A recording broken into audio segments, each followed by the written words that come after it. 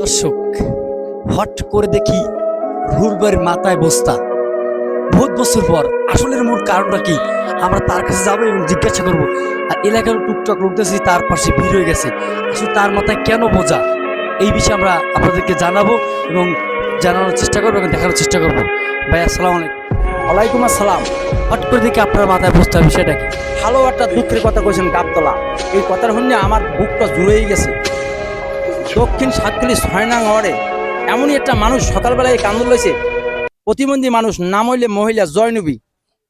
সেই কষ্টের কথা শুনিয়া নদীর পাড়ে আইয়া 10 কেজি চাউল আনিয়া আমি তার বাড়ি রওনা দিছি। আমি যেন এইভাবে যেন আনিয়া আমি যেন দিতে পারি, আমার জন্য একটু এই দোয়াটা সবাই করেন। আসসালামু আলাইকুম।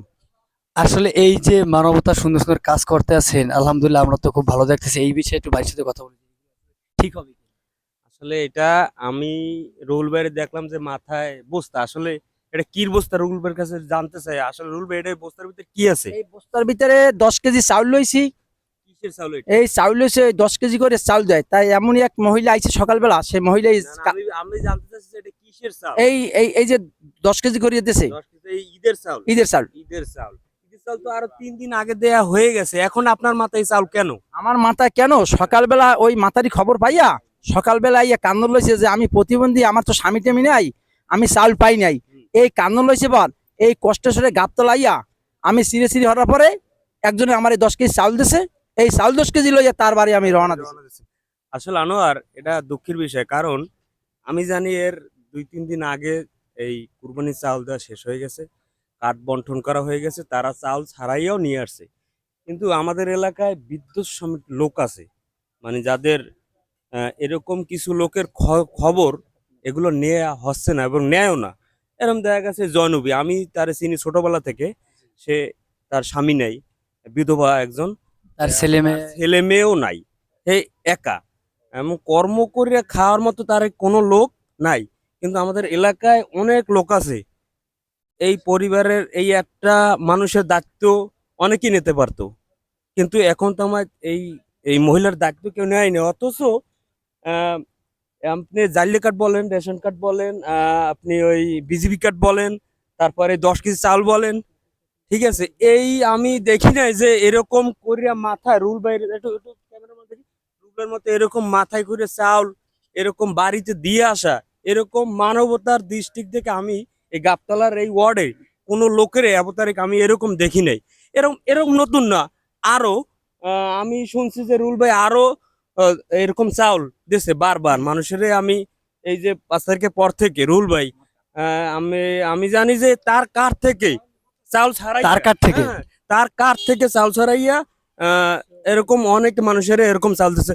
তো আমি রুল ভাইয়ের ধন্যবাদ জানাই যে এরকম মানবতার কাজ আপনাকে আল্লাহ আরো করার তৌফিক দিক।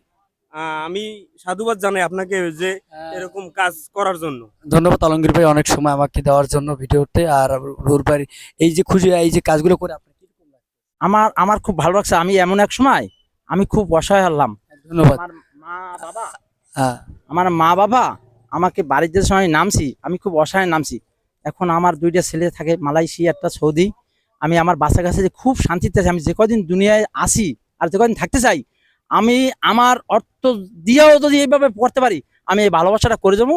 আমার জন্য সবাই একটু দোয়া করেন। ধন্যবাদ। দেখতে পাচ্ছি তারেক ওনার নাম, ওনার নাম। আমার নাম মোহাম্মদ তারেক খান। এই যে রুলের মাথায় বোঝা, এই বিষয়ে আপনি কি বলতে পারেন? এ বিষয়ে বলার মতন তো কিছুই নাই, আবার বলার মতো অনেক কিছু আছে ভাই। ঠিক আছে, যে মনে করেন আমাদের এলাকায় অনেক লোক আছে, নামি দামি লোক, তারা কিন্তু এই কাজটা করতে পারবে না।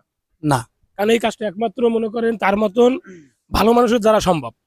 এই রুল ভাই জি, সে মতন মনের মানুষ আমার মনে হয় না যে আমাদের এই 4 নং দক্ষিণ সাউথখালি 6 নং ওয়ার্ডের ভিতরে দ্বিতীয় কোনো ব্যক্তি আছে। ঠিক আছে, তাই তার কাছে মনে করেন আপনাদেরকে সবার কাছেই মনে করেন বলি, সবাই দোয়া করবেন সে যেন ভবিষ্যতে এরকমের জনগণের উপকার করতে পারে। আর কিছু বলার নাই ভাই। ধন্যবাদ তারেক। রুল ভাইকে ধন্যবাদ জানানোর আসলে কিছুই নেই, কারণ তার এই কাজগুলো থেকে আমরা আসলে সবাই সবার জায়গা থেকে একটু এগিয়ে আসি। যারা আমাদের এই প্রতিটা জেলায় যারা এরকম অসহায় মানুষ আছে, এরকম রুলের মতন মানুষ পাওয়াটা খুবই কঠিন। তো রুল ভাই যে কাজগুলো করে তাকে মন থেকে দোয়া, এবং যারা আমাদের এই ভিডিও দেখবেন অবশ্যই তাদের কাছে দোয়া এবং ভালোবাসা থাকবে এই রুল ভাইয়ের জন্য। এবং সবাই এই ভিডিওটা শেয়ার করে দেবেন, জানি আপনার দেখা দেখে জানি আরো 10 জন 100 জন যেন এরকম ভাবে দিতে পারে এবং রুবেল ভাইয়ের মতন এগিয়ে আসতে পারে। এই শুভকামনা রইল ইনশাল্লাহ। আসসালামু আলাইকুম, ভালো থাকেন।